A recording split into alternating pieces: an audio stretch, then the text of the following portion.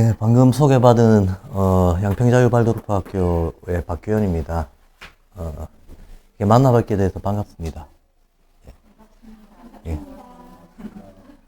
그리고 조금 길다면 길고 짧다면 짧은 시간인데 학교와는 달리 이렇게 어린이집에서 부모님들을 만날 기회가 많지는 않으니까 이 시간을 제가 막 일방적으로 혼자 떠들기보다는 뭔가 좀 궁금하고 가려운 데가 있으면 좀 적극적으로 질문을 해주시고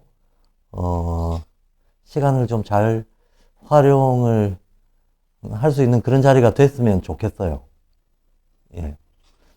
저는 강의를 꽤 많이 하는 편입니다. 저희 학교에 뭐 아카데미 월세미나 이런 정기적인 과정들도 있고, 뭐, 필요 때문에 이런저런 특강들도 있고 해가지고, 연간 강의를 꽤 많이 하는 편인데,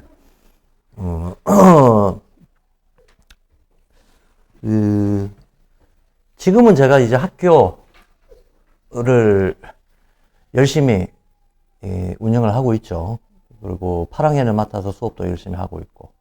제가 발도르프를 처음 시작할 때는 학교에서부터 시작했던 게 아니고, 한국 발도르프 협동조합을 설립하는 멤버로 시작을 했었습니다. 근데 그 협동조합은 지금 해설 아래 이 어린이집도 가입이 돼 있는데 유아기관들의 협동조합이에요. 그래서 저도 제가 발도르프에 입문하고 나서 3년 동안은 집중적으로 유아기에 대해서 좀 고민을 하는 시간들이 있었습니다. 예.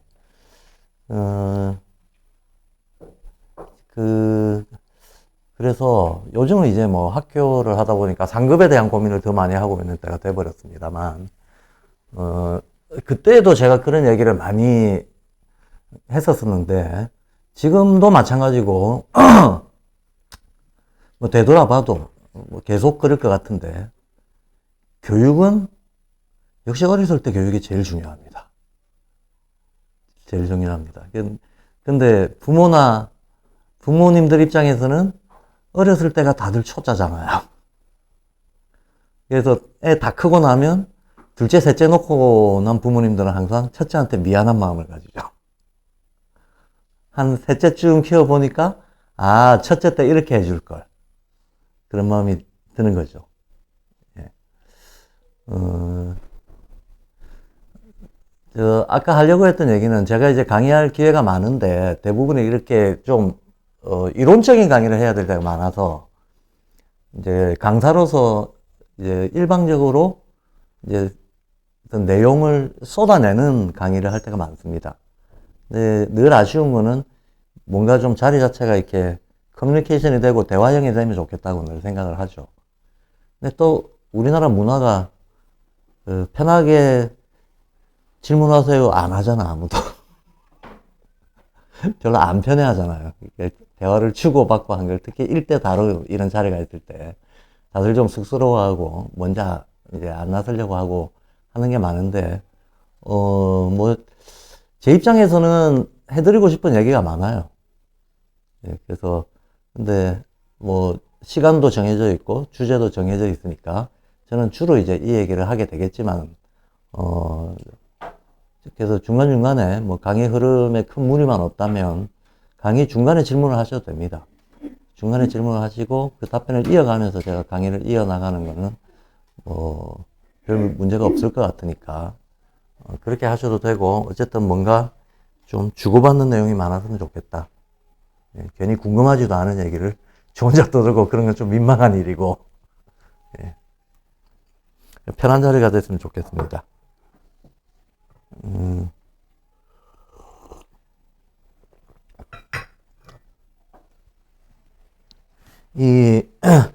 시작하기 전에 오늘 영혼 달력을 읽으셨는데,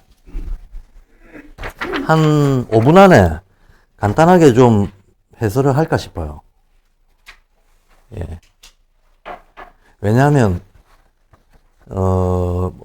모든 문학 작품도 그렇고, 시도 그렇고, 다 마찬가지지만, 이게 뭔가 마음에 안 와닿으면, 예쁜 것 같기는 한데, 멋있는 것 같기는 한데, 별로 감흥이 없잖아요. 근데 영혼 달력의 이 구성이나 내용을 잘 알고 보면 이게 굉장히 뭔가 많은 생각을 들게끔 해주는 시거든요. 그래서 이게 어떻게 구성되어 있는 건지에 대해서 조금 말씀을 드렸으면 싶습니다. 영혼 달력이요. 슈타이너가 1년 52주에 매 주마다 그 절기가 있듯이 1년이 뭐 12달로 쪼갤 수도 있고, 그죠? 1년이 12달이니까. 근데 24절기로 쪼갤 수도 있잖아요. 24절기로 쪼갤 수도 있고, 더 쪼개면 52주로 쪼개거든요. 근데 시간이라고 하는 게 기본적으로 자연의 변화를 동반하는 거니까.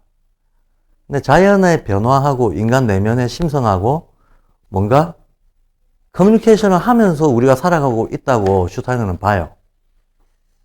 예, 그리고 자연을 움직이고 있는 어떤 거대한 우주적인 자연적인 힘들하고 인간의 심신을 움직이는 힘들하고 똑같은 힘들이 같이 작용한다고 봐요. 그래서 사람의 어떤 마음, 혼이라 그러죠. 사람의 혼에서 일어나는 작용하고 기후의 변화하고 서로 주며 받으며 어떤 상호작용을 하면서 간다고 보고 있기 때문에, 그래서 이제 우주자연의 날씨 변화를 일으키는 이런 큰 기운의 흐름들하고 사람의 심신이 변화하는 거하고 대화를 주고받는다고 보는 거죠. 예. 그래서 우리가 잘 못 느끼더라도 주마다 일어나는 어떤 시간의 변화, 이게 사람 마음을 울리는 거를 두고, 그 상황을 두고 우주의 영과 인간의 영혼이 대화를 주고받는다라는 가정하에 대화체로 쓰고 있습니다. 그러면 4월 7일부터가 부활절을 초조로 잡습니다. 부활절을 초조로 잡는 이유는 이제 두 가지인데요. 편의상 이쪽을 북쪽으로 두겠습니다. 보통 우리가 학교에서 보는 지도는 요 위가 북이잖아요. 밑을 북으로 두면 여기가 남. 만주벌판에서 제주도 바라본다고 생각하시면 왼쪽이 동해잖아요. 그래서 이쪽이 동쪽, 이쪽이 서쪽인데요. 요 동양에서는 이런 방위판을 씁니다. 이거를 부찰지리도라고 하는데, 이제 보는 관점에 따라서 지금 우리가 보는 현대 교과서에서의 방위판은 뭐 현대적인 도법을 사용해 가지고 이게 완전히 거꾸로 돼 있죠. 거꾸로 돼 있어서 익숙지는 않으실 거예요. 그런데 어떤 자연의 변화나 기후 얘기를 할 때는 이 방위판이 좀 편해요. 여러모로 동양 방위판을 쓰겠는데, 동양에서는 여기다가 계절적인 의미를 부여를 해놨죠. 우리나라를 기준으로 생각을 하시면 되는데, 우리가 세계에서 사계절이 제일 뚜렷한 데라서요. 예. 우리를 기준으로 생각하면 북으로 올라가면 춥잖아요. 그러니까 여기가 겨울입니다. 그럼 자연이 여기는 여름. 그럼 자연이 여기는 어떻게 될까? 동쪽이 봄과 가을 중에서 예, 봄이죠.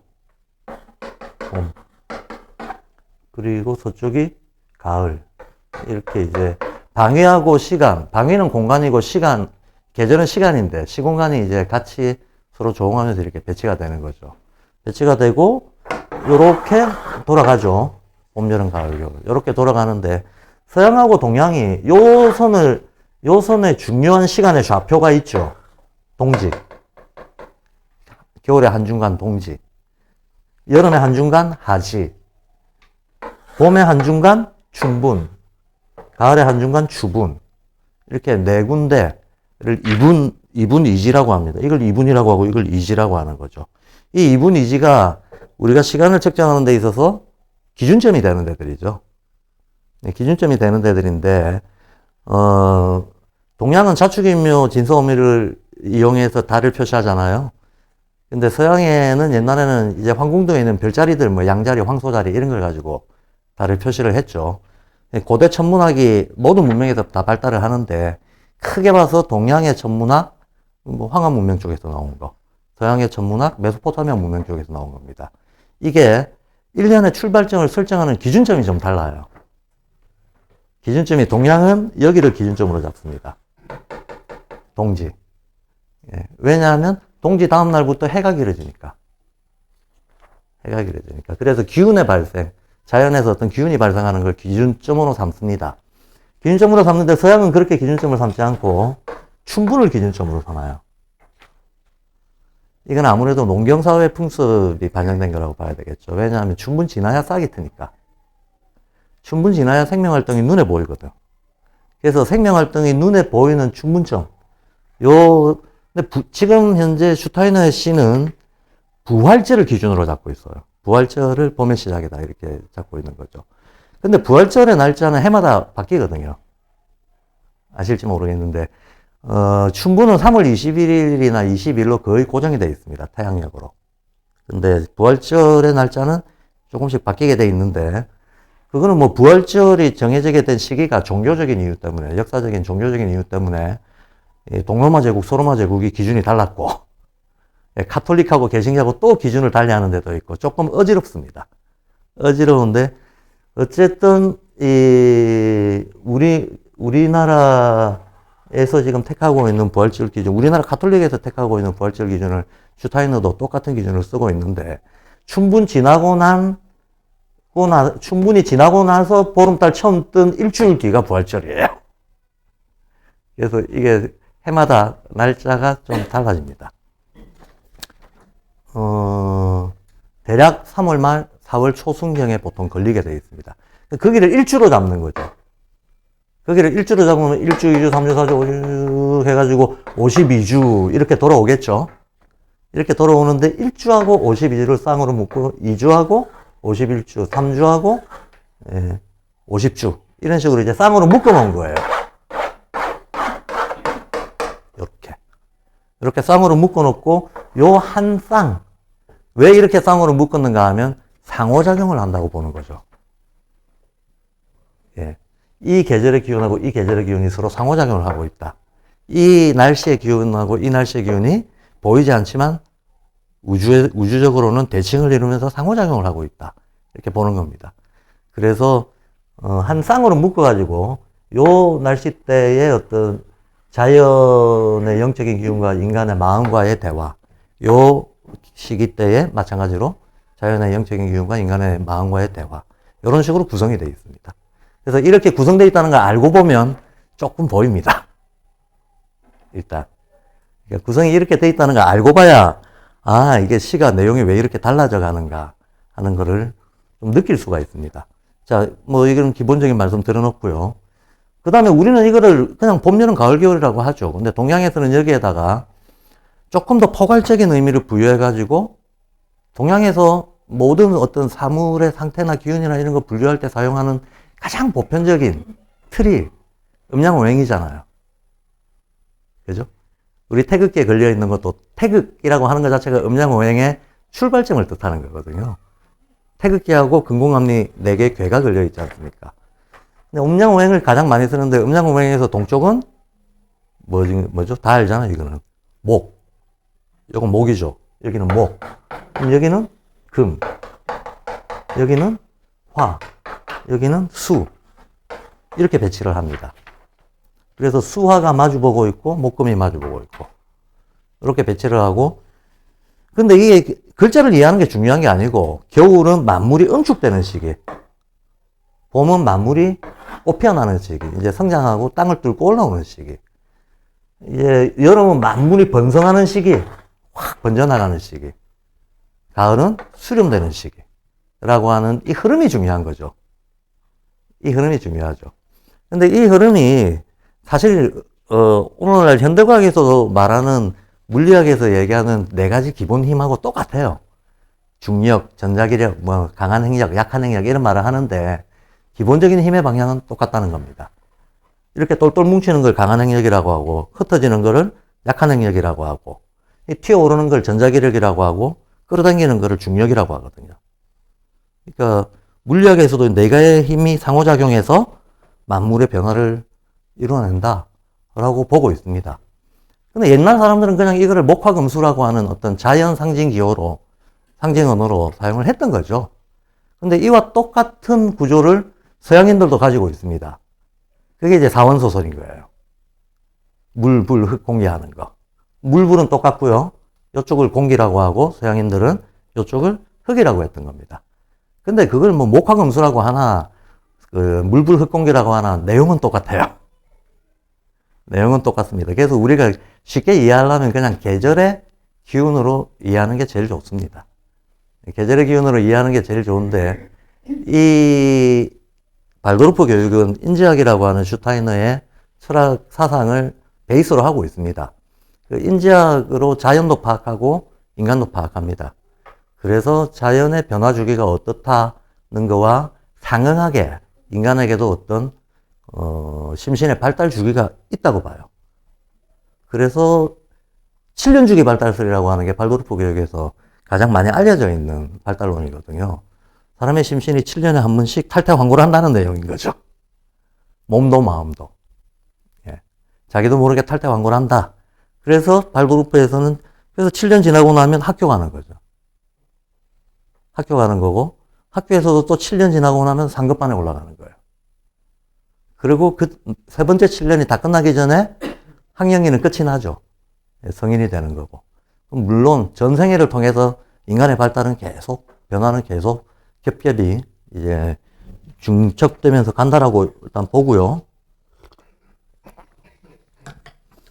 근데 슈타이너는 요것만 얘기가 조금 길어지기는 한데 요까지만 얘기를 하죠. 요쪽은 식물로 비유를 하자면 꽃이 피는 때잖아요, 여름은.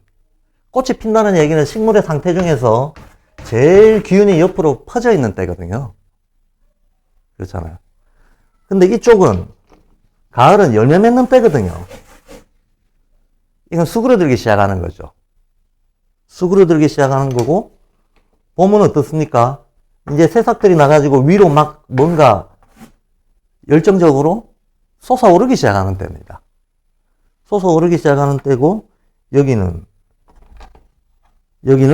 생명이 아무 생명 활동을 안 보이고 숨죽여 있는 때죠. 겨울은. 요렇게 나누는데, 동양에서는 이렇게 나눠가지고, 이 목하고 화 쪽을 양이라고 보고, 금하고 술 쪽을 음이라고 보죠. 예. 서양도 이렇게 나누기도 하고, 이렇게 나누기도 합니다. 이렇게 나누기도 하는데, 어쨌든, 요거하고 요거가 가장 대비적인 건데, 요 원형적인 상태, 뭔가 모든 기운들이 똘똘똘똘똘 뭉쳐가지고, 하나의 씨앗처럼 숨어있는 상태, 요 상태가 우리 살아있는 인간을 기준으로 보자면, 영적이다라고 하는 게 살아있는 인간을 기준으로 보면 죽음의 세계잖아요. 사후세계 아닙니까? 우리가 보통 영적이다라고 얘기할 때는 사후세계 얘기를 합니다. 여기가 영계라고 봅니다. 영적인 기운이 원형적으로 뭉쳐져 있다라고 봅니다. 영을 영어로는 스피릿이라고 하죠. 스피릿이라고 하는 건 뭔가를 만들어낸다라는 뜻이에요. 여기 ing만 붙이면 스프링 아닙니까? 그러니까 스프리트가 좀 있으면 스프링으로 튀어져 나온다는 얘기예요. 힘을 뭉치고 있는 데가 여기다라고 보고, 자연은 여기가 가장 영적이다라고 봅니다. 이쪽은 만물이 번성한 때이기 때문에 감각의 세계가 아주 다채롭게 펼쳐져 있는, 화려하게 펼쳐져 있는 세계다라고 봐서 이쪽을 우리 말하자면 번잡한 생활 현실의 세계, 이쪽은 숨어있는 어떤 영적인 세계, 기운을 이걸 기준으로 보면 이렇게 나눕니다. 이렇게 나눠서 주로 가을, 겨울 이쪽이 자연이 영적인 상태에 있는 때라고 봅니다. 자, 여기까지 말씀을 드려놓고 뭐 여기에 무슨 이름을 붙여놨어요. 에테르체, 아스트랄체, 자아체, 뭐 사구성체 이름도 붙여놓고 태양기, 달기 이런 이름도 붙여놓고 있는데 그 얘기들은 좀 어려운 얘기들이니까 다음에 기회 있으면 그 주제로 얘기할 기회가 있을 때 하기로 하고요. 그건 생략하겠습니다. 요 시, 오늘 52주, 여기죠. 요게 끝입니다. 요게 끝이니까 여기에 시작점하고 딱 경계선에 물려있는 때죠.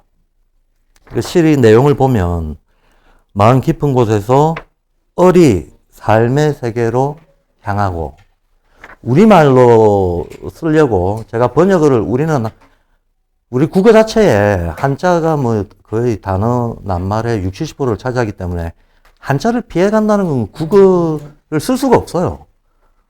예, 우리는 한자를 자연스럽게 수천 년 동안 써왔고, 한자가 중국 글자다, 이 오해입니다. 아시아의 공통문자였고, 공유하고 쓰고 있었던 거지, 어느 나라가 독점할 수 있는 게 아니죠, 문자라고 하는 게. 자, 어쨌든 우리는 한자를 쓰는데, 그래도 만약에 고유어가 있다면 고유어를 우선해 주는 게 번역의 원칙이라고 봐서 우리 말로 몸, 마음 이건 우리가 잘 알죠. 몸하고 마음 이건 잘 압니다. 만약에 우리의 일반적인 마음 말고 어떤 영성이라고 말할 수 있는 거 스피리추얼한 게 있다 그러면 우리말로 뭘까 그게 하면 을이라는 거예요. 예. 조상의 을을 뭐 이런 얘기 쓰잖아요. 예. 그런 어떤 영적 기운들을 우리 고유어로는 을이라고 합니다. 그래서 보통 발도르프 계통에서는 몸, 혼, 영 이렇게 나눠 가지고 씁니다. 몸은 그냥 우리말로 쓰고 이걸 영, 아니 이걸 혼, 이걸 영이라고 써요. 근데 번역을 다르게 하고 있는 데도 있습니다. 뭐 조금 어지럽게 하고 있는 데도 있는데 뭐 영혼, 정신 이렇게 번역하고 있는 데도 있는데 그와 관련해서는 제가 용어 해설을 위한 또 용어 해설집을 쓴 책이 있으니까 한번 다음에 보시기 바랍니다. 네, 여기서 을이라고 하는 거는 스피리추얼한 거, 영적인 거 이걸 얘기하는 겁니다. 그럼 마음 깊은 곳에서 을이 삶의 세계를 향하고 요거 위쪽이 이제 삶의 세계인 거예요. 예. 여기서 마음이라고 하는 거 우주심을 얘기하는 겁니다. 이 거대한 우주심에서 영적인 기운이 요 위로 올라오려고 하고 있다. 이 말이에요. 그래서 마음 깊은 곳에서 을이 삶의 세계로 향하고 온 세상의 아름다움이 솟구치면 생명 현상을 아름다움이라고 보는 거죠. 하늘 멀리서 그 센 기운으로 사람의 삶과 하나 된 을이 사람에게 생명력을 흘려보내줍니다. 자, 요 을이라고 하는 게 우주와 자연의 기운이라는 얘기예요. 그러니까 하늘 멀리서 이 을이 사람한테 생명력을 부여한다라고 얘기를 하고 있는 겁니다. 생명력을 부여하고 있다. 봄은 뭐 기본적으로 봄의 가장 큰 계절적인 특징이 생명을 탄생시키는 계절이잖아. 생명을 탄생시키는 계절이니까 실제로 봄이 되면 사람이 자기가 알건 모르건 몸에 양기가 솟구칩니다. 몸에 양기가 솟구쳐요. 예. 그래서 우리 말에 그냥 속된 말로 봄처녀 바람났다 그러잖아요. 저는 어렸을 때 궁금했어요. 왜 봄에는 처녀가 나오고 가을은 남자의 계절이라고 할까? 봄은 양적인 계절이라서 음적인 여성이 동하고 예, 음양이 잘 이렇게 조화가 되니까 가을은 음적인 계절이라서 오히려 양적인 남성의 마음이 동한다 라고 황제 내경에 쓰여져 있습니다. 자, 이제 시를 잠깐 봤고요. 5분은 넘어버린 것 같다.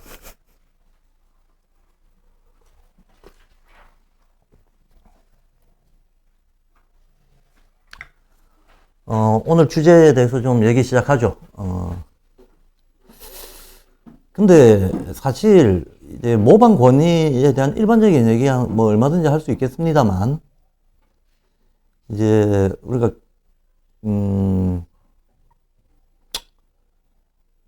경험적인 수다를 떠는 거는 그러니까 우선은 아니잖아요. 뭔가 교육적으로 애들의 발달 과정이나 단계를 이해하고 필요한 도움을 주고 싶어서 이런 부모 교육 같은 걸 하는 거잖아요. 예.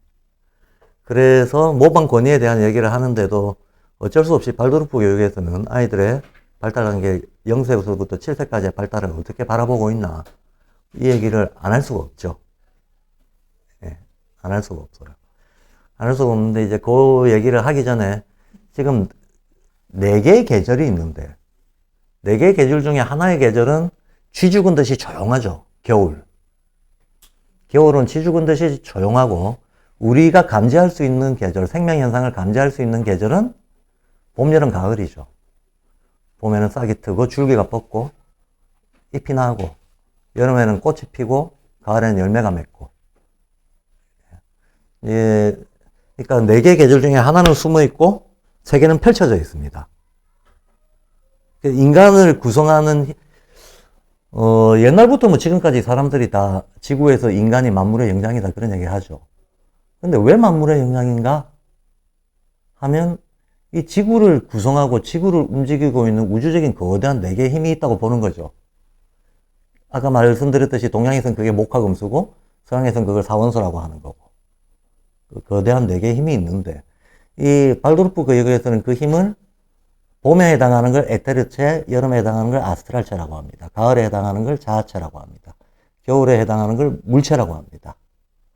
물체라고 하는데 사람은 이 우주자연의 가을과 같은 성질을 가지고 있다고 비유를 해요. 어떤 측면에서 가을과 같은 성질을 가지고 있다고 얘기하는가 하면 겨울에 자 한번 보죠. 네모에서 아까 서구의 천문학은 이쪽을 출발점으로 삼습니다 라고 했잖아요. 이쪽을 출발점으로 삼으니까 여기가 결론인 거야. 여기는 다음 생명을 위한 준비기간입니다. 예. 그러니까 결실인 거죠. 결실 맺는 때. 열매 맺는다고 하는 게 어떤 씨앗의 결과가 다 드러나서 종합이 되는 것을 의미하는 건데 우리 인간이 이 지구를 구성하고 있는 거대한 우주자연적인 힘을 다 압축하고 있는 존재라고 보는 거예요. 그러니까 지구상에 있는 모든 힘들이 식물한테는 그 중에 일부, 동물한테도 그 중에 일부, 광물한테도 그 중에 일부가 들어가 있지만 사람은 광물성, 식물성, 동물성을 다 가지고 있고 거기에 플러스 알파, 신성까지도 가지고 있다라고 보는 거죠. 그래서 인간이 세계를 구성하고 있는 어떤 힘들의 종합체이기 때문에 만물의 영장이다라고 하는 지위를 부여하는 겁니다. 하늘 땅의 작용이 있다고 한다면 이 천지의 작용 이런 거에 비유할 수 있는 존재자는 지구상에서 인간이다라고 보는 거죠. 예. 지구상에서 인간이다라고 보는데 인간의 발달 과정을 발도르프에서 7년이라고 보는데요. 7년을 주기로 해서 발달을 한다라고 보는데 왜 또 7년이냐 이런 게 또 중요해집니다. 숫자들이 나오면 우리가 그 숫자가 근거가 뭐냐 이런 생각을 안 해볼 수가 없게 돼요. 안 해볼 수가 3에 대한 얘기부터 하겠습니다. 발도르프에서는 분명히 사람은 사구성체로 이루어져 있다고 하는데 실제로 발달 단계나 주기를 따질 때는 요 중에 3개만 얘기를 해요. 물체, 에테르체, 아스트랄체. 자아체에 대한 얘기는 제일 중요한 얘기인데 안 합니다. 근데 없는 게 아니고 자아체는 전체 배후에 다 깔려 있다고 보는 거예요. 한마디로 겨울 같은 거죠. 예. 드러나는 건 3개가 드러난다고 봅니다. 이 3개의 상호작용은 드러나는 거고 자아체는 이 상호작용의 결과값으로 배후에 숨어 있다고 봅니다. 그래서 정작 따질 때는 3가지를 가지고 따지게 됩니다. 근데 3가지를 가지고 따지는 거 우리 어디서 많이 들어봤죠? 제가 어렸을 때 제일 궁금했던 것 중에 하나가 왜 3등까지 상주나였거든요. 무슨 시험을 보건 시합을 하건 전부 3등까지 상주잖아요. 그죠? 그리고 종교에서 보면 3일체가 되게 많아요. 기독교에서도 성부, 성자, 성신이라는 말을 쓰지만 다른 종교에서도 3일체가 되게 많죠.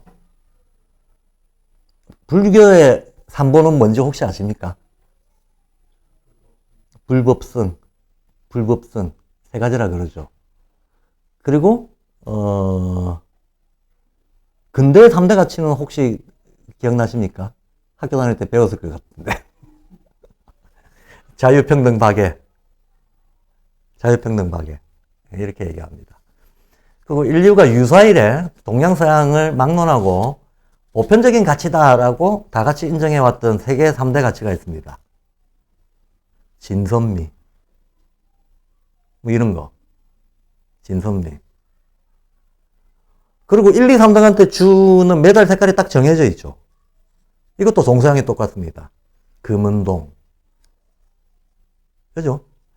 인간들은 왜 그런지 모르겠지만 아주 본능적으로 거의 뭔가 1, 2, 3를 중요하게 옛날부터 생각했구나 이런 걸 알 수 있습니다. 이 간단한 사실 하나도 왜 그랬을까를 생각해 본다 그러면 되게 따질 게 많아요. 되게 따질 게 많은데 일단 뭐 그런 얘기하면 오늘 본 주제를 못 들어가니까 빼고요. 그렇듯이 사람한테도 물체, 에테르체, 아스트랄체 동양식으로 말하자면 수, 목, 화 이 3가지 기운이 어우러지면서 사람의 성장을 이끌어 간다고 봐요. 성장과 변화를 이끌어간다고 봅니다. 근데 이 성장과 변화를 이끌어가는 어떤 순환 주기가 있다는 거죠. 마치 1년에 12달, 이게 순환 주기잖아요. 시계도 10위까지 있죠. 10진법을 만약에 우리가 쓴다 그러면 10이 순환 그 전환점이 되는 거죠. 10까지 가고 나면 1부터 다시 시작하잖아. 11, 12, 13. 또 10까지 가면 21, 22, 23. 예, 이렇게 다시 시작하.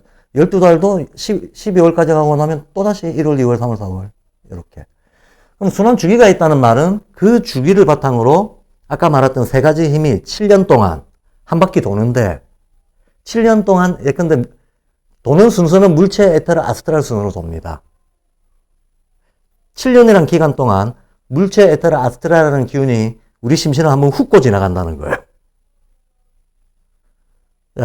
1차 훑고 그 다음 주기 7년으로 들어가면 또 2차 또 들어온다는 거예요. 그 다음 7년에 또 3차 또 들어온다는 거예요. 이런 식으로 계속 반복적으로 세계의 힘이 7년 주기로 사람이 무의식적으로라도 경험하게 된다라고 보는 거예요. 그러면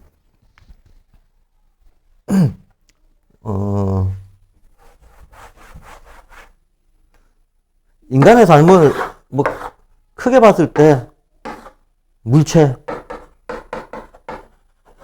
에테르체, 아스트랄체 뭐 이런 게 있다. 이런 게 있다 그러면 여기를 첫 7년이라고 보죠. 첫 7년, 그 다음 7년, 그 다음 7년 이렇게 보죠. 그러면 요때 이 물체하고 관련된 게 사람한테서는 말 그대로 물리적인 신체가 물체의 영향을 제일 많이 받아요. 네. 신체가 자리를 잡습니다. 신체가 자리를 잡고 그 다음 되면 에테르의 영향이 우세해지는데 에테르의 영향이 우세해지게 되면 신체는 1차 한 바퀴 돌았잖아. 요 신체는 두 번째는 너 신체 나름대로 또 얘의 2단계, 3단계를 거쳐갑니다. 이렇게. 신체도 한 번에 완성되지가 않잖아요. 그러니까 두 번째, 세 번째 어떤 주기적 발달을 해나가는 와중에 에테르가 본격적인 활약을 시작합니다. 그럼 에테르 1차, 에테르 2차, 에테르 3차. 얘도 얘 나름대로 또 발달해 나갑니다. 그 다음 주기 때 아스트랄로 활성화되면서 이때부터 또 얘 1차, 또 2차, 3차 이렇게 계속 발달을 해 나갑니다. 어느 나이대가 되면 세 개가 다 겹치죠. 특별한 우세가 없이 세 개가 다 섞여 들어가게 됩니다. 그런데 처음 발달할 때에는 어떤 것이 우세의 성향이다라고 하는 게 아주 뚜렷하게 나타나요. 예. 신체 발달이 도드라질 때, 그 다음에 에테르 때문에 생기는 심신의 변화가 도드라질 때, 이런 게 뚜렷하게 나타난다는 거예요. 자, 그러면 우리가 물리적 신체하고 관련된 게 뭐가 있느냐? 골격. 또 뭐 있겠습니까? 감각. 이런 것들입니다. 타고난 오장육부, 뼈대하고 오장육부, 이런 게 자리를 잡아야죠. 뼈대하고 오장육부가 자리 잡는 거가 1차 완성되는 게 7살이라고 보는 거예요. 그럼 1차 완성됐다라고 하는 생리적인 표가 날 거 아닙니까? 예, 뭘 보고 알 수 있느냐? 영구치가 나기 시작해요. 예, 전리가 다 빠지는 거죠. 전리가 빠졌다는 게 감각 발달이 1차 준비가 됐다라고 하는 신호라는 겁니다. 그러면 2차 완성됐을 때도 뭐가 표가 나야 될 거 아니야. 2차 완성되는 때는 만약에 7년 주기라고 보면 14살이나 5살 정도. 물론 이 7년이라고 하는 게 똑부러지게 7년이면 12월 31일부터 해서 1월 1일자로 딱 갈라지는 게 그럴 리가 없잖아요. 그죠? 어떤 애는 좀 빠를 수도 있고 어떤 애는 좀 느릴 수도 있고 1, 2년 정도의 편차는 있습니다. 대충 14, 15세쯤 되면 그 시기가 또 우리 인생에서 꽤나 중요한 새로운 시기가 시작되죠. 뭐라고 부릅니까? 사춘기. 사춘기라고 부르죠. 사춘기라고 부르고 생리적으로도 이때도 징후가 나타나죠. 에테르가 발달했다는 징후가 나타나요. 에테르가 발달했다는 징후는 2차 성징이 나타나는 겁니다. 에테르가 뭐냐면 생명력이에요. 제가 아까 봄에다가 에테르를 배치시켰잖아요. 그죠? 그 물체적인 건 아주 원형적인 걸 얘기하는 건데 우리 몸에서 골격, 감각, 오장육부 이런 게 가장 원형적인 베이스잖아요.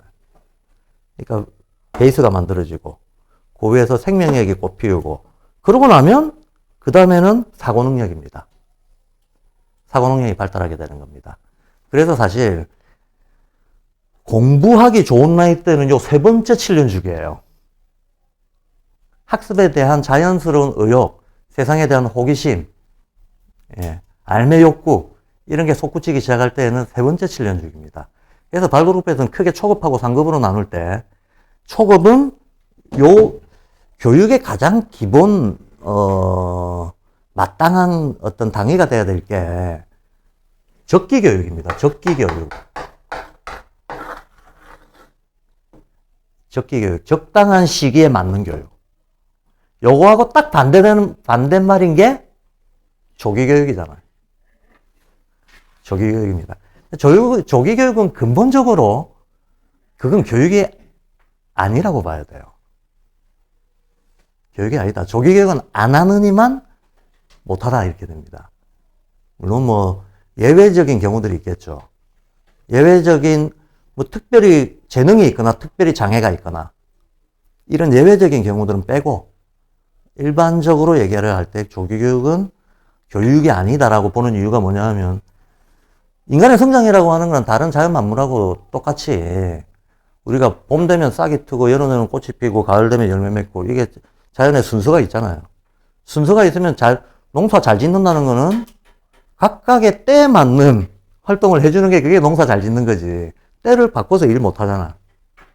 사람의 성장도 똑같다는 거예요. 그럼 사람이 신체적인 발달이 자리 잡아야 될 때는 이걸 최대한 도와주는 게 그게 제일 좋은 교육이라는 거예요. 그리고 이 신체적인 발달에 조응하는 어떤 심리적인 변화들이 있을 거 아닙니까? 그 심리적인 변화를 보호 육성해 주는 게 그게 제일 좋은 교육이다. 마찬가지로 에테르 때문에 오는 심신의 변화가 있죠. 예. 아스트랄 때문에 오는 심신의 변화가 있습니다. 자기가 원하건 원하지 않건 그 변화가 자연스럽게 온다는 거예요. 예. 그래서 사춘기 때 오는 의식의 어떤 혼란 이런 것들은 누가 그걸 예상하거나 자기가 스스로 원했던 사람은 아무도 없겠지만 어쨌든 와요. 영구치가 나는 것도 원치 않는다고 안 나는 게 아니죠. 예, 어쨌든 옵니다. 그래서 필연적으로 오게 되는 어떤 발달 단계에 필요한 일종의 보호, 양육, 교육 조치들이 있습니다. 그걸 그때에 맞게끔 해주는 거, 이게 제일 좋은 교육이라는 거예요. 근데 이게 A, B, C로 나눴을 때 지금 A가 발달하고 있는데 B를 집어넣으면 어떻게 되겠냐 하는 거예요. 그러면 A는 방해받고 B는 아주 극히 비효율적이 되고, 예. 그 와중에서 아이들은 B가 싫어만 강화가 되게 된다는 거예요. 마찬가지죠. 지금 A가 성장해야 되는데 C를 집어넣는다. 안 들어가. 들어가지도 않고 이 편차에서 오는 마찰은 더욱더 크고.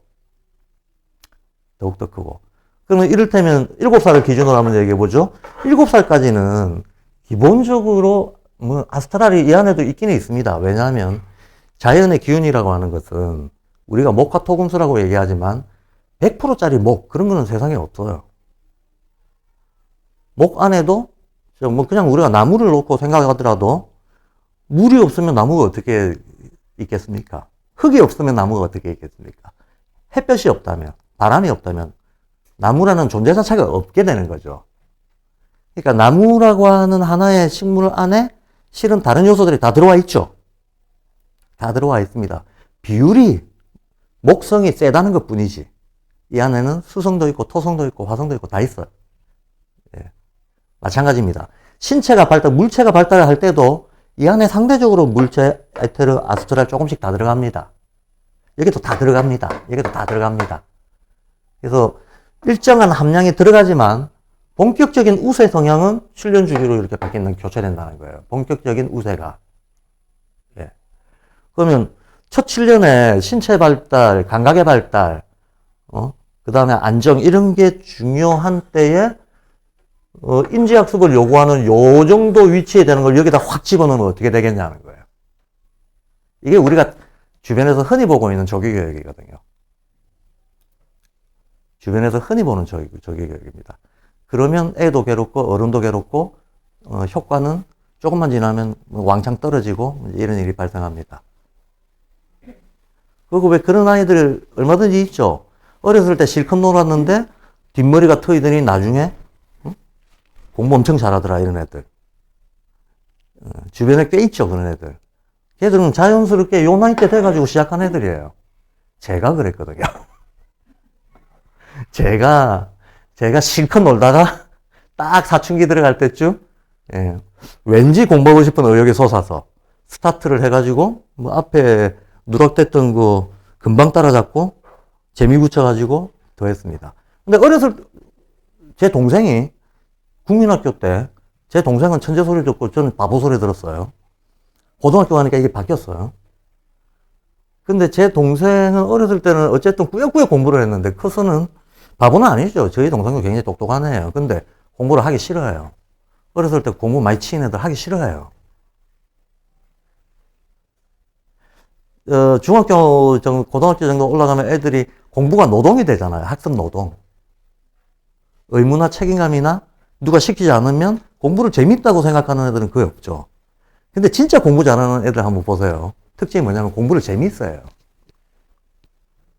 공부는 재미있을 수 있어요. 굉장히 재미있을 수 있습니다. 예. 제가 지금 8학년, 우리 나이로 중학교 2학년 애들을 가르치고 있는데, 발도르프는 원래 좀 초급에 진도가 늦거든요. 근데 이 아이들이 요즘 이구동성으로 원하는 게 수학 문제 더 내달라. 책 좀 어려운 거 좀 더 보게 해달라. 어렸을 때 공부 별로 안 시켰더니 올라오는 거죠. 올라오는 거예요. 뒤에 의욕에 올라오는 이거는 평생 갑니다. 평생 가는데 앞에 바짝 시키면 지칩니다. 그 뭐 마라톤 뛸 때 첫 100m 전력 질주하는 거하고 비슷한 거죠, 뭐. 자, 일단 그거는 일반적인 얘기고요. 그럼 오늘은 요 시기, 7살 요 시기에 대한 얘기를 좀 집중해서 어차피 해야 되잖아요. 해야 되는데, 제가 아까 그러니까 세 개의 물체 들어왔더라. 요게 세 개죠. 요게 7년이라고 하는 어떤 순환주기 안에서 번갈아 가면서 발달한다. 그러니까 7년을 다시 쪼개놓으면 이 7년 안에서도 물체가 우세할 때, 에테르가 우세할 때, 아스트랄이 우세할 때가 있다는 거예요. 그죠? 그럼 0세부터 7세 사이에도 어떤 게 우세할 때가 있어요. 그럼 그거에 맞춰서 얘한테 필요한 거를 도와주는 거죠. 이게 발달에 맞는 교육이라고 하는 기본 개념입니다. 그리고 그게 신체적으로도 심리적으로도 애들한테 드러나요. 드러나기 때문에 면밀히 관찰하면 충분히 파악할 수 있습니다.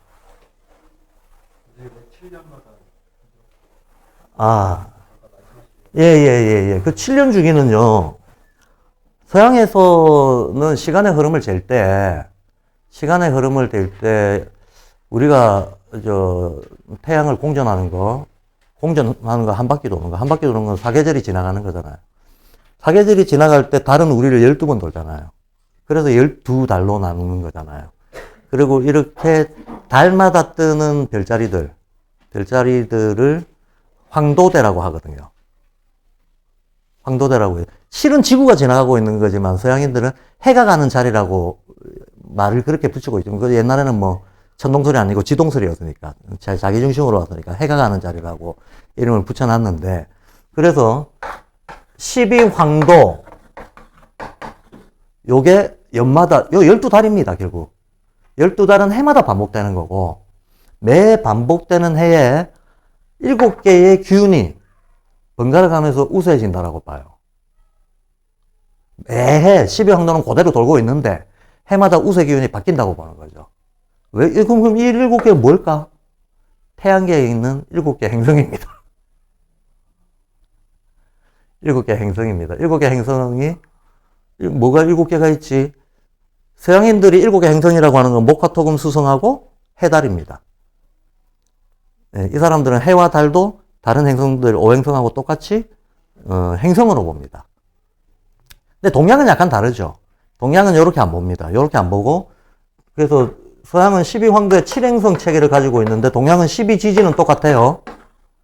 근데 행성의 어떤 변화를 일으키는 작용을 동양은 7로 안 보고 10으로 봐요. 이게 천간시지입니다. 10천간 12지지를 쓰잖아요. 그래서 12지지는 계속 반복되고 천간은 계속 바뀌잖아요. 올해가 이민년인가요? 예, 올해가 이민년. 12지지는 계속 12년 주기로 계속 반복되는데 천간은 계속 바뀝니다. 그래서 똑같은 천간이 들어오는 거는 60진법이잖아요. 60년 만에 한 번씩. 이런 식으로. 예. 그래서 서양에서는, 근데 실제 사람은 12년짜리 주기도 있고, 10년짜리 주기도 있고, 7년짜리 주기도 있어요. 그런데 항년기 때 표관하게 우세작용이 뚜렷한 게 7년짜리 주기입니다. 예. 7년짜리 주기입니다. 그래서, 발도르프 교육에서는 7년 주기를 씁니다. 7년 주기 사이에, 첫 7년 동안 물체, 에테르, 아스트랄이 번갈아 가면서 우세를 차지한다는 거야. 그 우세를 차지하면 그에 따라 나타나는 아이들의 변화가 있다는 거예요. 예. 사실 첫 7년이 인간에 있어서는 평생을 좌지우지하는, 어찌 보면 모든 게 다 그렇지만 제일 중요한 때 아닙니까? 제가 왜 제일 중요하다고 하는가 하면 모든 생명 활동은 초기 조건이 중요합니다. 처음에 어떻게 세팅이 됐냐에 따라 가지고 영향이 계속 가거든. 3살 버릇 8 간다. 이거 하잖아요. 3살 버릇 8 간다. 예. 아, 그러면 또 3살 때까지 주기교육 해야 되나? 그건 아닙니다. 3살 때까지 세상에 좋은 거 다 밀어넣어야 되나? 이런 생각하면 안 되고요. 그건 초기 조건이 중요하다는 말을 하는 거지. 그럼 초기에 굉장히 우리가 정성스럽고 조심스럽게 접근해야 됩니다. 사실은 아이를 바라보는 시각,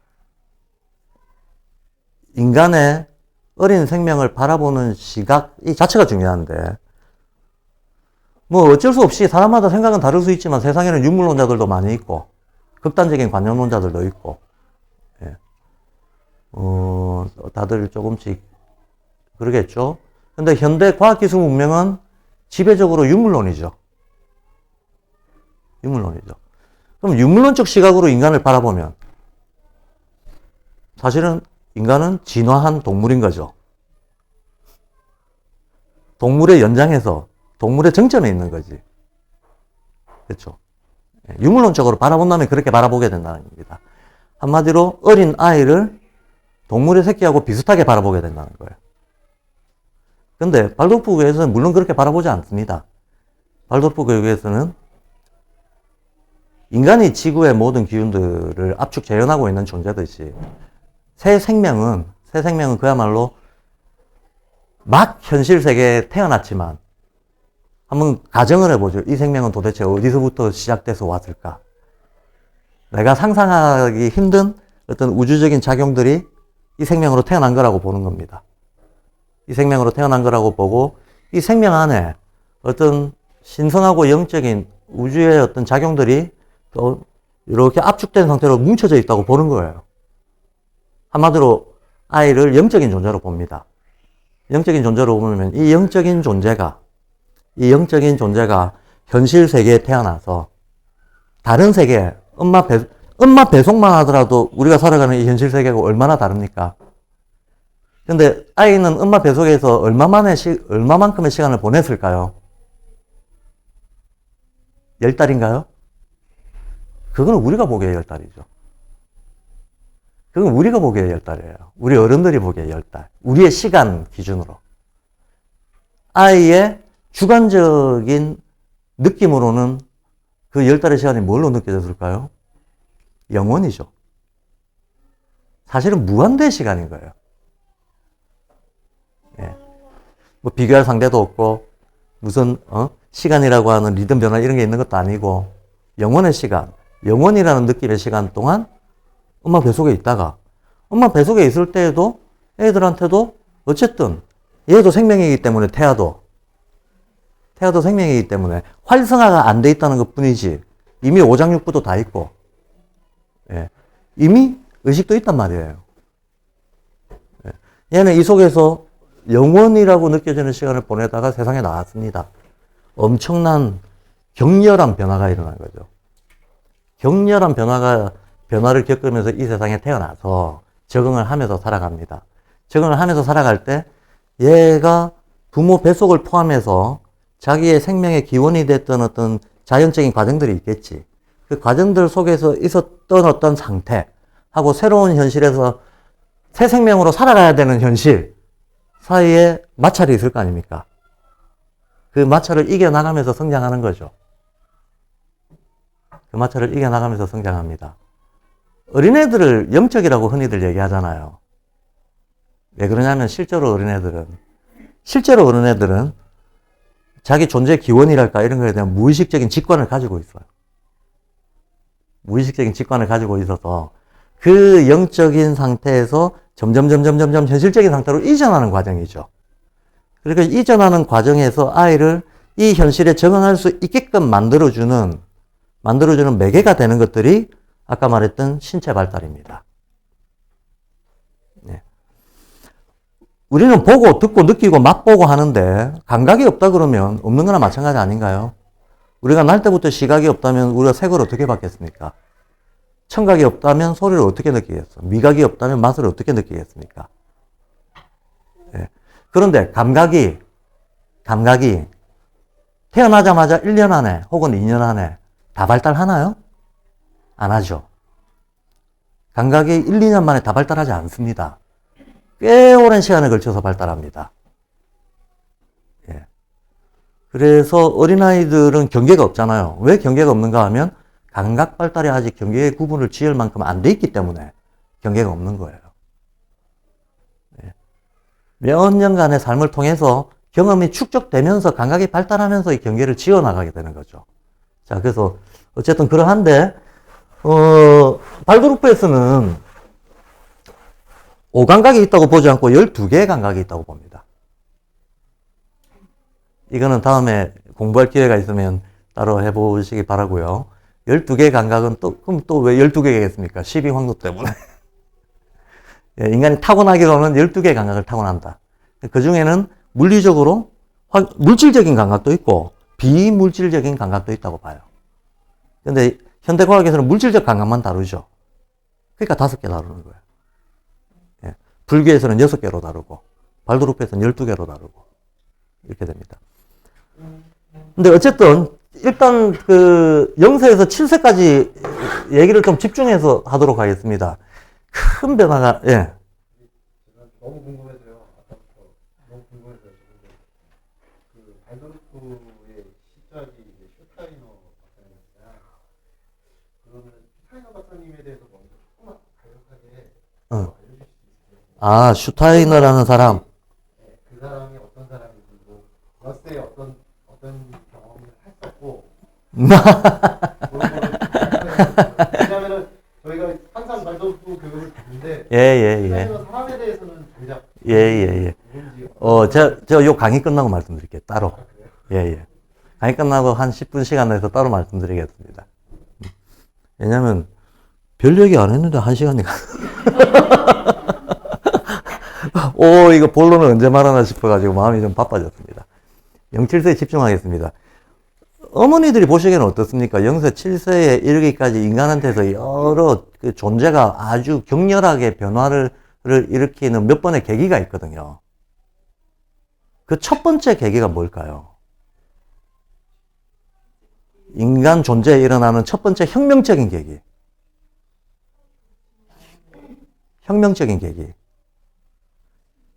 일어서는 겁니다. 직립하는 겁니다. 우리는 지구상에서 유일하게 직립한 존재예요. 그렇죠? 모든 동물들은 횡으로 움직입니다. 횡으로. 근데 우리는 횡과 종을 겸비하고 있어요. 일어서 있기 때문에. 종과 횡의 공간 구조를 겸비하고 있는데 이로 인해서 시각과 의식이 다 달라지게 됩니다. 그리고 결정적으로 중요한 거, 일어섰다라고 함으로써 네발짐승하고 뭐가 달라지게 됐나? 손이 자유로워지죠. 손이 자유로워짐으로 인해 가지고 생기는 변화는 말할 수도 없이 많죠. 도구를 만들 줄 알게 되고, 전혀 동물과는 다른 방향 감각, 다른 힘쓰는 방식, 그 다음 뭔가를 조작하는 능력, 이런 것들이 다 손에서 나옵니다. 일어섭니다. 그래서 기어다닐 때 애하고 서서 있는 애하고 뛸 줄 아는 애하고는 존재가 다른 존재들이죠. 내적인 의식도 팍팍 달라집니다. 그리고 애가 이제 서서 걷기 시작하면 부모님들은 처음에는 얼마나 그게 기쁘고 반갑겠습니까? 그 다음부터는 이제 고생길이 열린 거죠. 조용한 존재가 사고 치는 존재로 바뀌는 거지 뭐. 일단 직립했다. 이게 무지무지하게 중요한 계기가 됩니다. 직립을 해야 비로소 타고난 오장육부가 제자리를 찾게 돼 있어요. 직립하기 전에는 장부와 척추가 제자리에 안 있어요. 네. 척추선이 똑바로 선다든지 골반과 어깨 균형이 맞다든지 이런 것도 직립을 해야 그때부터 따질 수 있는 겁니다. 근데 골반과 어깨 균형이 틀어지면 뼈대만 틀어지는 게 아니고 온 신경망들이 다 틀어지거든요. 그러면 신경에 들어있는 어떤 그 내용물들이 쭉쭉쭉쭉쭉쭉쭉쭉 모여가지고 어디 센터를 향하게 돼 있는데 그 센터가 어딘가요? 뇌입니다. 결국은 의식적이고 정신적인 데까지 영향을 줘버리게 되는 거죠. 예. 자, 그런 식으로 구조가 되어 있는데 어쨌든 직립은 굉장히 큰 계기다. 그 다음 또 하나. 직립을 하고 나면 그 다음에 어떤 또 격렬한 변화가 또 한 번 있습니다. 맞습니다. 말하는 겁니다. 말하는 겁니다. 말하는 거. 자, 오늘 주제가 모방과 권위인데요.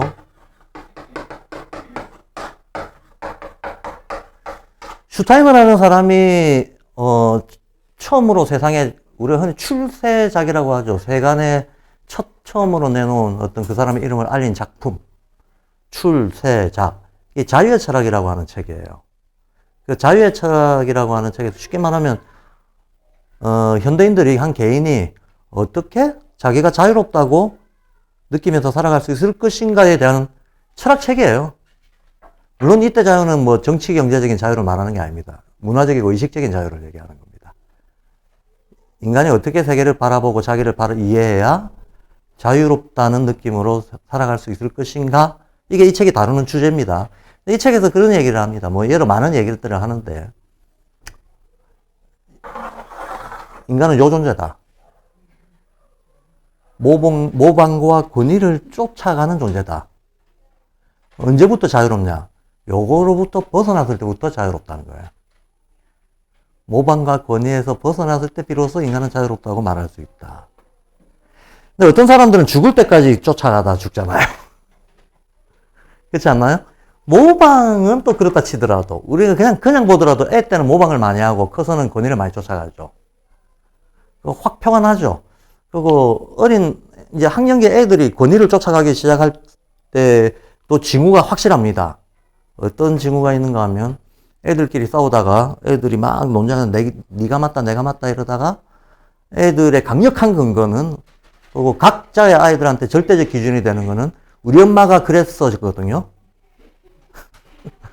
우리 엄마가 이랬어. 그럼 얘한테 무조건 그게 기준이 되는 거예요. 근데 어느 순간 기준이 바뀝니다. 우리 쌤이 그랬어.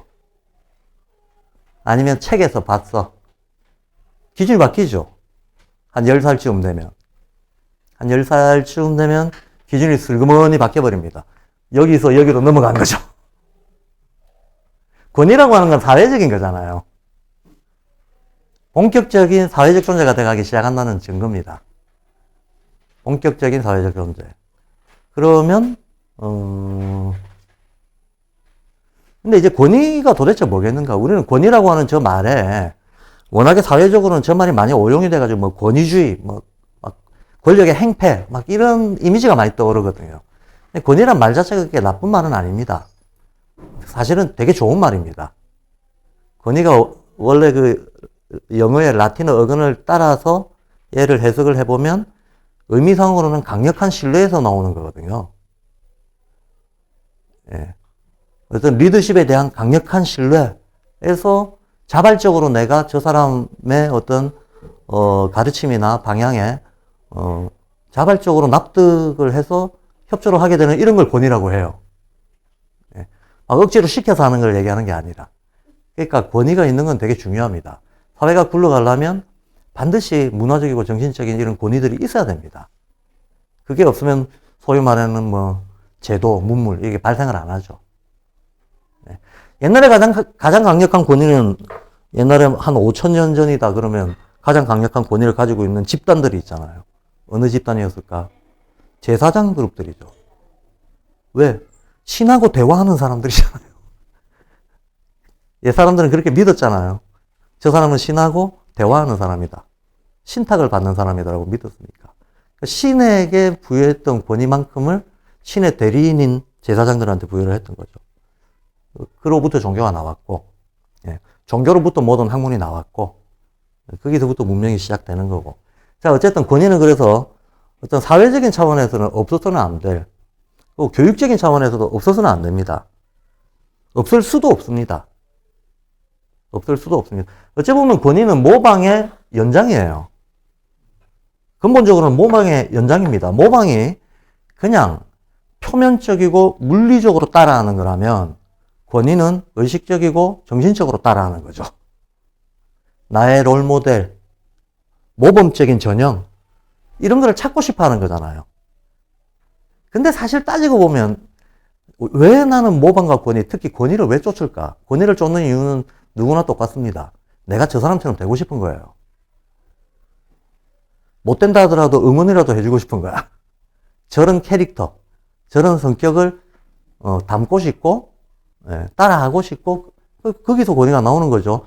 따라하고 싶다는 건 내가 그렇게 되고 싶다는 거잖아. 결국은 자기를 찾는 과정 속에서 모방과 권위는 생략할 수 없는 필수 단계라는 거예요. 그래서 청소년기 때 애들이 우상 나오는 영화 좋아하고 히어로물들 좋아하고 당연한 겁니다. 당연한 거고, 백마탄 기사 보는 것도 당연한 거고, 무협지 보는 것도 당연한 거고, 다 당연합니다. 이상한 건 절대 아닙니다. 예. 그런 거에서부터 영웅 모델을 찾는 거에서부터 시작해가지고 자기 롤 모델을 찾아 나가는 그 과정이 자기를 찾아 나가는 과정에, 예. 일종의 미숙한 단계에서 자기를 찾는 과정으로서 처음에는 모방, 그 다음에는 권위, 그 다음에는 어딘가로 가겠죠. 근데 어쨌든 권위로부터 벗어나는 것을 중요한 어떤 자유로운 개인 탄생의 지표로 봅니다. 자, 권위 얘기는 사실은 이거는 선생님과 학생과의 관계 정도로 들어갔을 때 물론 부모도 권위가 있어야 돼요. 그리고 우리가 어떤 의미의 권위를 가져야 되는가, 권위를 어떻게 이해해야 되고, 애와의 관계에서는 신뢰라는 의미의 권위를 어떻게 가질 건가. 이거 되게 양육에서도 교육에서도 중요한 주제예요. 제가 오늘 1시간 반인데 이거 본격 얘기하자면 1시간 반은 택도 없는 얘기고. 예. 근데 지금은 모방이 더 중요한 때죠. 모방이 압도적일 때예요. 074는 모방이 압도적일 때입니다. 이거부터 얘기해보죠. 애들이 모방합니다. 뭘 모방하나요? 부모를 모방합니다. 부모를 모방하는데 부모의 무엇을 모방할까? 무엇을 모방할까? 모든 것을 모방합니다. 어떤 겉으로 보이는 손짓, 발짓, 다른 사람을 대하는 태도, 말투, 심지어는 부모 자신도 잘 모르는 마음의 상태까지도 모방해버립니다. 사람의 심리적인 관심이 부모는, 애한테 있어서 부모는 처음에 첫 3년 동안 애들은 세계와 자기를 잘 구별 못해요. 아타 구별이 잘 안 돼요. 아, 내가 나다 라고 느끼는 첫 시기가 3세 때 정도입니다. 3세 때 정도 처음으로 자의식이라고 하는 게 드는데 이 자의식은 너무나 희미한 자의식이에요. 너무나 희미한 자의식이고 애들이 말 배우기 시작하는 게 4세, 5세경에 말이 익숙해지거든요. 옹알이는 그전에도 하죠. 옹알이는 3세 때, 4세 때 다 합니다만 문장으로 자기를 표현할 수 있는 거는 한 4세는 돼야 하는 게 정상적인 발달입니다. 정상적인 발달인데 이때 또 자의식이 또 새롭게 한번 탈퇴환골하겠죠. 말을 할 수 있게 되면. 자기 표현을 할 줄 알 때하고 모를 때하고는 완전히 다른 거니까. 완전히 달라서 쭉쭉 달라져 가는데 첫 3세 때 비로소 이제 초기적인 자의식을 가지기 시작합니다. 초보적인 자의식을 가졌을 때 사람의 마음의 관심이라고 하는 게 내가 있다. 그럼 나하고 분리되는 건 세계잖아요. 나 말고 다른 세계. 이걸 전부 우리는 타라고 하잖아요. 남. 아타의 분리. 아타의 분리가 의식적으로 이루어지는 게 한 3세쯤 되는데 타. 그런데 이 부모는 내가 태어날 때 나의 출생지기 때문에 나한테는 그냥 한 몸으로 느껴지는 거예요. 부모까지 묶어서 한 몸. 여기까지 라고 나머지는 다 타. 근데 타에는 사람도 있고 자연도 있잖아. 애들이 맨 처음에 사람에 관심을 가질까요? 자연에 관심을 가질까요? 처음에 자연에 관심을 가집니다. 사람의 마음에 관심을 가진다거나 사람은 자연에 대한 관심이 사람에 대한 관심으로 옮겨오는 것은 꽤 나이가 들고 났습니다. 그리고 이때 제가 처음 자의식이 생긴다라고는 했지만 우리가 알고 있는 에고적인 자의식이 아니에요. 그래서 애들이 5세, 6세가 됐을 때도 자기 이름을 제 3자 부르듯이 부르는 애들 있잖아요. 제가 박규현이다. 오늘 규현이가 뭐 했어? 오늘 규현이가 뭐 했어? 라고 얘기합니다. 자기를 3자 대하듯이 돼요. 이 상태는 아직까지는 소위 주체적인 이런 게 발달이 안 돼 있다는 거예요. 그게 발달이 안 돼 있는 상태인데 처음에는 애들이 기본적으로 주변의 사물과 자연에 관심을 가질 때입니다. 사람을 봐도 이 사람이 자연물이에요. 사람 따로 자연물 따로가 아니고 사람이 자연물이라니까. 거꾸로 자연도 인성을 가졌다고 생각을 하죠. 그러니까 날씨가 흐리거나 그러면 하늘이 나한테 화낸다고 생각하고 그렇잖아요. 갑자기 어제 봤던 꽃이 졌다거나 그러면 제가 어디 도망갔다고 생각하고 나한테 삐졌다고 생각하고 사물도 인성으로 보고 인성도 자연으로 보고 이거 구별이 잘 안 된다. 한참 동안 잘 안 됩니다. 그렇죠? 이게 어느 정도 사회적인 의미에서 구별되는 건 사실은 7년 정도 끝나야 돼요, 이거예요, 실제로. 우리 딸내미도 유치원 다닐 때 저한테 아빠 달님이 왜 나만 따라와요? 나를 좋아해? 그랬어요. 이 상태예요, 이 상태. 그림 그리기로 아이들의 어떤 발달 상태를 체크하는 게 8살 때 발도르프 교회에서 하는 게 있거든요. 그때 집, 나무, 사람 그리라 그래요. 그러면 어떤 애들은 사람 그리는 걸 그렇게 어려워해요. 그냥 내버려 두고 그리라 그러면 사람을 아예 안 그리는 애들이 많아요. 그거는 관심이 사람한테 안 가 있다는 거예요. 사람을 그리더라도 그냥 동그라미 뭉치로만 그리는 애들. 나 팔다리도 그려야지 그러면 선 하나 삐죽 빼죽 이렇게 그리고 이렇게 그리는 애들 많잖아요. 아직까지 사람에 대한 어떤 이해나 파악이 입체적이지 못한 겁니다. 입체적이지 못한 때가 있는데 그러면 모방합니다. 모방하는데 주변을 자연물로 봅니다. 사람도 자연물입니다. 그러면 자기 가까운 자연물을 전부 흉내내요. 바람 소리를 들으면 바람 소리를 흉내내려고 하고 기후변화, 날씨변화, 자연의 변화도 어떤 식으로든지 흉내내 보려고 해요. 소리로 흉내를 내든 몸짓으로 흉내를 내든 몸짓으로 흉내를 내든 흉내내려고 합니다. 근데 애들한테 자극을 가장 많이 주는 것은 당연히 부모죠. 당연히 부모죠. 부모야말로 가장 원형적인 자연이죠. 그러니까 전면적으로 모방합니다. 전면적으로. 물론 애들이 타고난 어떤 기질이나 성격이라고 하는 게 있죠. 그 기질이나 성격이 묻어나오는 방식으로 모방을 하긴 합니다. 묻어나오는 방식으로 모방을 하지만 기본적으로 이걸 가는데 자 제가 아까 삼원으로 보는 거가 어디서나 보편적이다 그랬잖아요. 진선미, 불법선 뭐 이런 거 있는 것처럼 금은동 이런 거 있는 것처럼 이 진선미라고 하는 거 가지고 좀 얘기할 게 있는데 우리 인간은 살면서 자기가 의식하든 안 하든 역시나 본능적으로 누구든지 진리 혹은 선 혹은 아름다움 이게 좋다는 건 누구나 다 알아요. 이게 나쁘다거나 이게 싫다는 사람은 아무도 없다는 거예요. 이건 본능이라는 사람의 본능이다. 그런데 이 세 가지가 의식적으로 이게 어떤 가치다. 이걸 어떻게 추구하면 된다. 어떻게 내가 그걸 내면하면서 살 수 있다. 그건 나중에 커서 하는 거고 어렸을 때에는 묻어가는데 우리가 교육이라고 하는 측면에서 아이들이 제일 먼저 느끼게 해줘야 될 가치가 있어요. 진선미 중에서 0-7세 1단계 아이들이 느껴야 될, 갖춰야 될 어떤 가치, 제일 먼저 갖춰야 될 가치, 경험해야 될 가치가 있다면 3개 중에 뭘까요? 3개 중에 미라고 생각하기 쉬워요.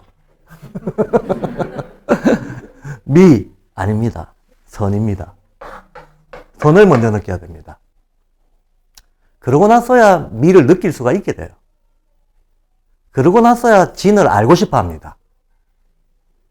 이 단계가 있다는 거예요. 왜 그러냐? 왜 그러냐면, 인간이라는 존재가 이 세상에 딱 나왔을 때, 극도의 충격 속에서 나와요. 그 말은 극도의 불안이라는 거예요. 인간은 세상에 나오자마자 처음 느낀 감정이 불안이에요. 그렇잖아요. 깜깜한 세계에서 빛이 쏟아지는 세계로, 조용한 세계에서 굉음이 쏟아지는 세계로, 홀로의 세계에서 괴물 같은 득시글득시글한 수많은 존재자들의 세계로 툭 던져졌단 말이야. 이 충격은 마치 살아있는 사람이 죽는 것 같은 충격이죠. 태아의 입장에서 보면 죽는 거잖아요, 이거. 우리가, 와, 애기 나왔다, 좋아하는 과정이 태아 입장에서 보면 자기가 모르는 세계로 내던져진 거 아닙니까? 충격적이라는 거예요. 불안해요. 그러니까 울고 나오죠. 웃으면서 나오는 애는 없는 거죠. 다 울고 나오게 되어 있습니다. 불안합니다. 불안하고 모든 것들이 안정이 안 돼 있잖아요. 그리고 이때는 신체의 초기 조건들이 이제 막 자리 잡을 때 아닙니까? 막 자리 잡는다는 것은 계속 변화해 나간다는 거예요. 계속 변화, 어제 다르고 오늘 달라요. 어제 다르고 오늘 다르니까, 그러니까 모든 애들은 어른들 기준으로 보면 심리적으로 차분하고 안정된 애는 있을 수가 없어요. 신체 조건이 계속 변하는데 심리가 안정될 수 있겠습니까? 예. 우리 손가락 하나만 어디 베이거나 해도 하루 종일 기분이 영향받잖아요. 예. 어른들은 이미 다 성장한 신체를 가지고 살아가지만 어쨌든 생리적인 변화가 있거나 신체적인 변화가 있으면 곧바로 심리적 영향도 받게끔 되어 있습니다. 그러니 애들한테 오는 어떤 심신의 변화라고 하는 건 어른 입장에서 상상하기 힘든 심신의 변화를 겪으면서 사는 게 애들이다. 그게 당연히 애들은 불안정합니다. 그리고 이 높은 불안을, 물론 이걸 늘 이 불안이라는 감정하고 이걸 두렵거나, 트라우마 같은, 우리가 생각하는 트라우마, 이런 감정으로 느끼지는 않습니다. 그냥 떠 있는 거죠. 들떠 있는 거죠. 들떠 있는 상태로, 유년기를 지내게 되는데, 이렇게 들떠 있고, 이렇게 불안정한 상태의 애들한테, 어른들이 마련해 줘야 되는 최초의 분위기가 선이라는 거예요. 이 선이 뭐로 나타나는가 하면 세상이 나한테 친절하게 대한다. 내가 뭘 어떻게 해도 공격을 받거나 비난을 받거나 하지 않는다. 나는 안전하다. 왜 이 심리가 필요한가 하면 내가 안전하다고 느꼈을 때만 애들은 자기의 활력을 마음껏 펼칠 수가 있어요. 그렇죠? 하지 말라는 얘기 많이 들은 애들은 심신은 자연스럽게 본능적으로 이것도 하고 싶고 저것도 하고 싶고 막 하려고 하는데 이제 금기선들이 생겨요. 금기선들이 생기고 이게 다양하고 이게 압력이 셀수록 애는 불안은 더 커지는 거죠. 그냥 들떠 있는 게 아니고 부정적인 의미의 심리적 트라우마로 전환되는 불안도가 커지는 거죠. 그러면 애들은 요 불안도와 함께 자기도 모르는 죄의식 같은 것도 커지고, 근데 잘 생각해 보세요. 죄의식이 뭔가? 죄의식은 자기가 자기를 비난하는 의식이거든요. 그렇잖아요. 뭐든지 죄의식은 자기가 자기를 비난하는 겁니다. 근데 어렸을 때 아이들한테 금기상 많이 주면, 많이 주입하면, 애들이 그거, 어른들이 원하는 만큼 100% 지키는 그런 애들이 어디 있어? 다 어기게 돼 있잖아. 다 어기면 벌 받아야 되고, 반성해야 되고, 이게 반복되면 죄의식까지죠. 죄의식까지면, 죄의식의 결과는, 이 죄의식의 어린 시절에 고착되면 그 결과는 낮은 자존감. 그 결과는 일파만파입니다. 네. 규칙과 금기는 어떻게 구분해요? 예? 규칙하고 금기. 규칙하고 금기. 하지 마라. 이런 규칙이. 똑같은 규칙도 그것이 애가 금기로 느끼고 억압으로 느끼느냐, 아니면 애가 이렇게 하는 게 나한테도 좋아라고 느끼느냐 차이인 거예요.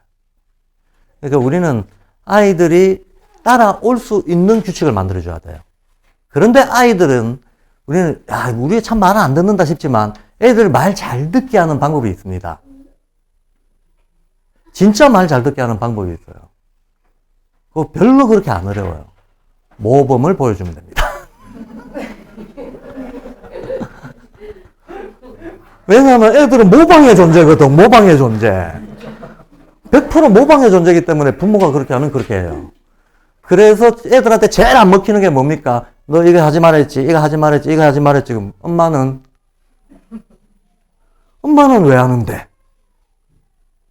그러니까 부모가 자기는 안 하는 규칙을 강제하면 예, 마찰만 생기는 거죠.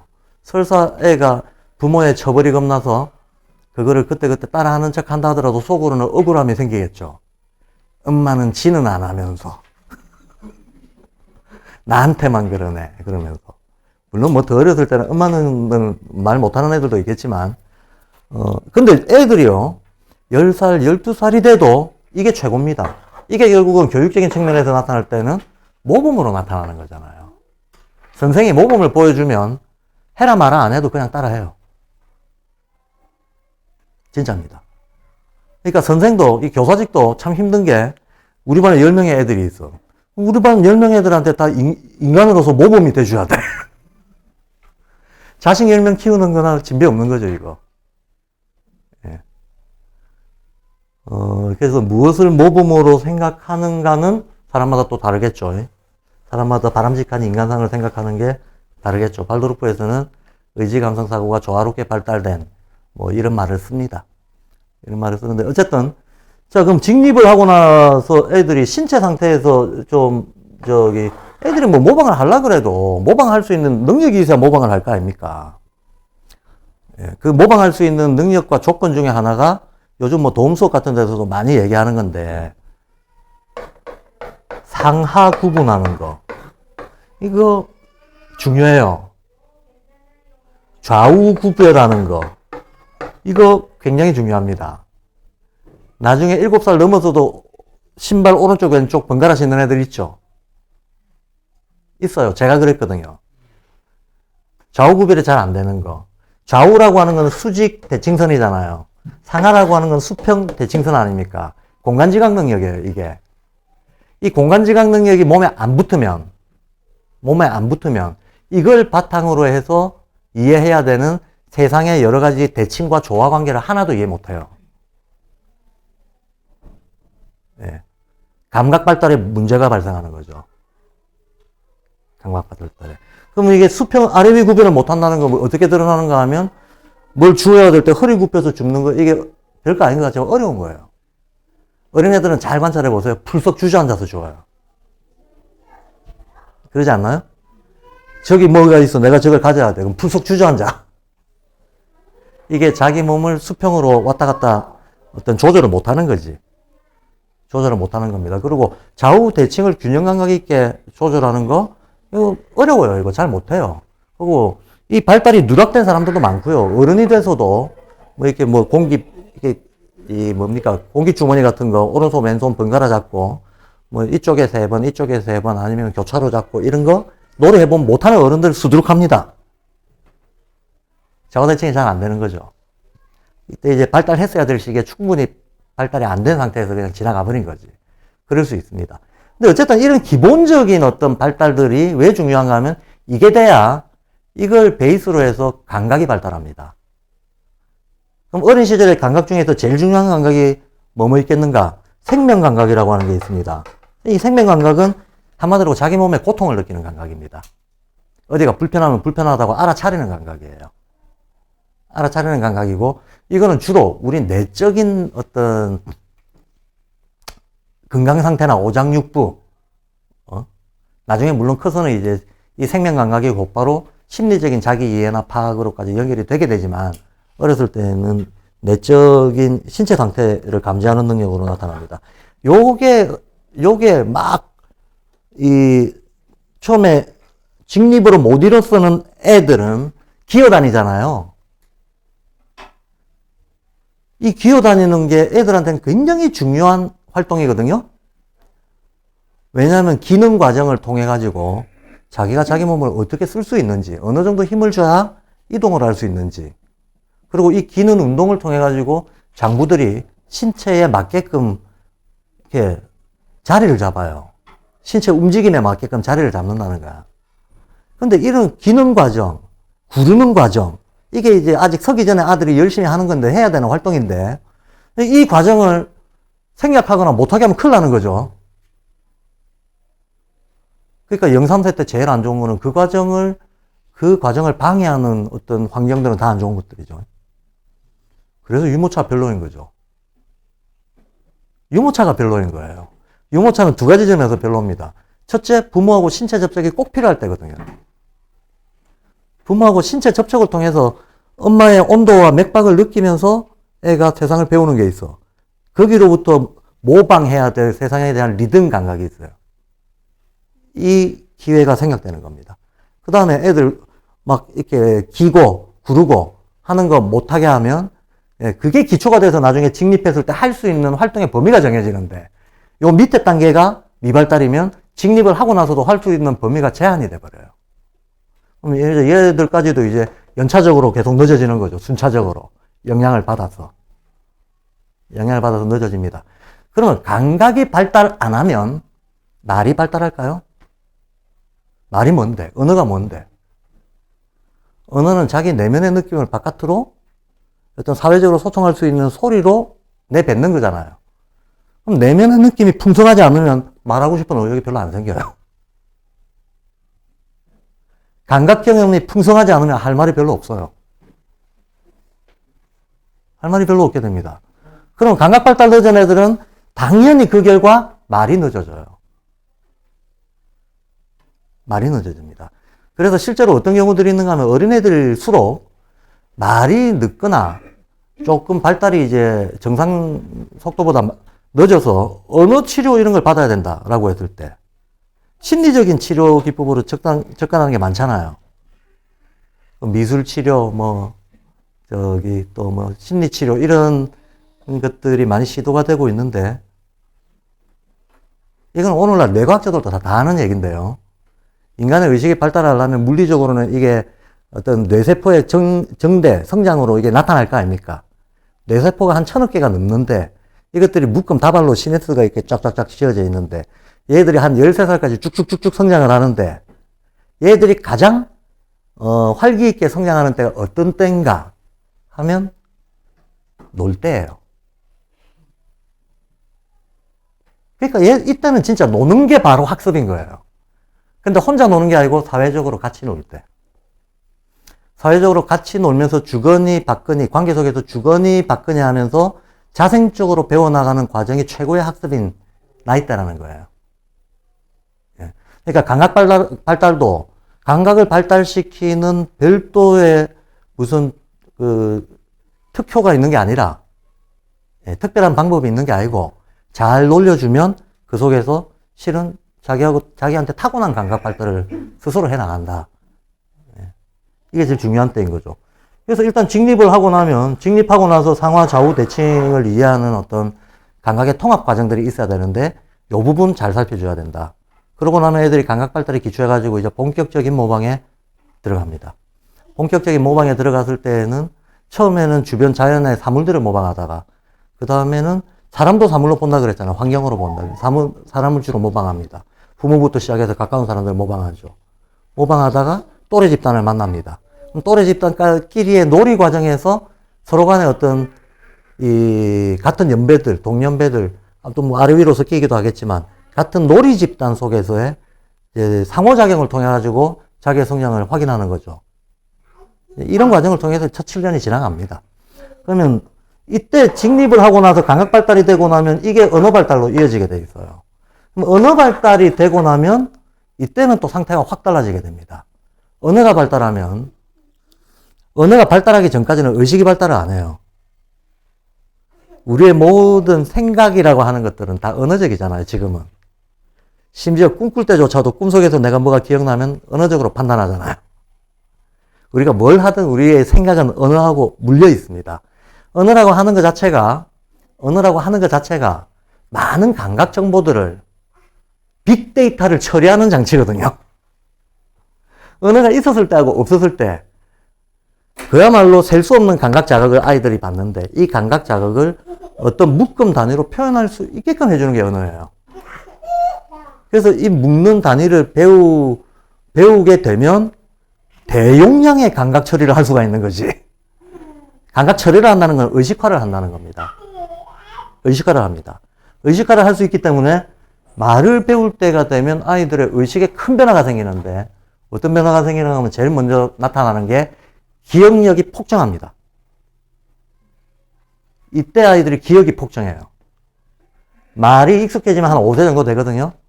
그때부터 한 7세, 8세 요때가 아이들이 제일 일생에서 기억력 제일 좋을 때예요. 그거 어떻게 경험적으로 느껴지십니까? 의식이 폭발합니다. 하루가 다르게 폭발합니다. 바로 이 폭발력에 의해서 상상력도 폭발합니다. 기억력과 상상력이 동시에 폭발합니다. 동시에 폭발하는 때인데 제가 아까 다시 앞으로 돌아가서 모방을 해야 됩니다. 근데 모방의 전제 조건이 있어요. 모방의 전제 조건은 뭐냐면 심리적으로 편안해야 돼요. 이거 했다가 내가 다친다고 생각하면 모방 못하죠. 그럼 그 심리적 편안함을 주는 게 바로 아이들한테 안정을 주는 건데 그 안정감을 주는 거 그게 바로 선이라고 하는 가치라는 거예요. 이 세상이 나에게 선하게 대한다.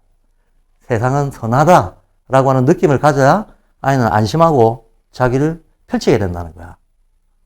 그 분위기를 만들어주는 게 되게 중요하다는 거죠. 간단히 말하면 자기가 사랑받고 있다는 느낌이죠.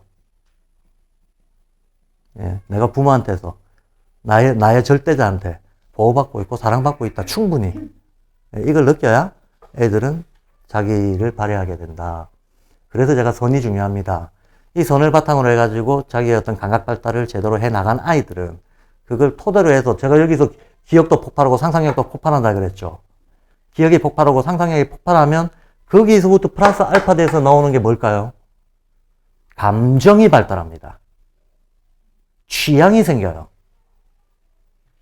감정이 발달하고 취향이 생기고 어떤 그 자기의 기분 감정을 자극하는 시청각적인 소재들에 민감해지기 시작합니다. 이때부터 이제 예술교육이 본격적으로 들어가는 거죠. 예술교육이 뭐 은미체잖아요.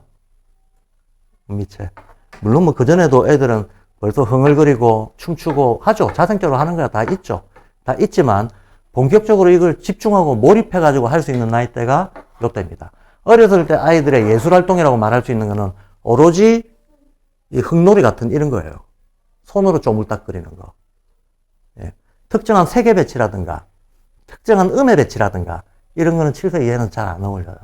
7세는 음 배치가 잘 안 되기 때문에 음계를 써도 오음계를 쓰잖아요. 7음계 쓰는 게 애들의 어떤 발달상 별 의미가 없어요.